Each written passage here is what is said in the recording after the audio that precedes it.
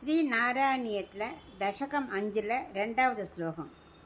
கால கர்ம குணாஷ்ட ஜீவனிவகா விஸ்வம் ச காரியம் விபோ சில்லீலாரதி பேயுஷி த்வயி ததா நிர்லீனதா மாயயூஹ தேஷாம் நைவ வதந்த்ய சத்வமயி போஹ சக்த்யாத்மனா திஷ்டதாம் नो चेत् किं गगनप्रसूनसदृशां பூயோ பவேத் சம்பவக.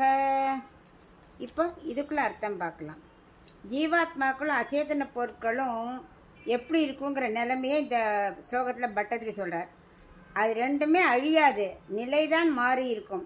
எவையுமே முழுவதுமாக அழியவே அழியாது.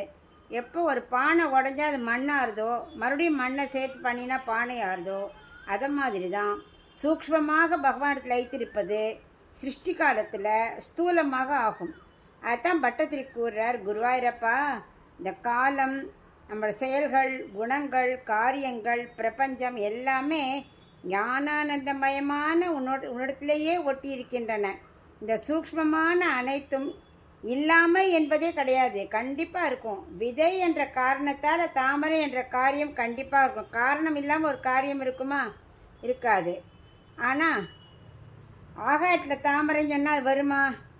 கிடையாது. அதுபோல் ஒன்றுமே இல்லாமல் உலகம் தோன்றுமா? தோன்றவே தோன்றாது. எல்லாத்துக்கும் நீயே காரணம்.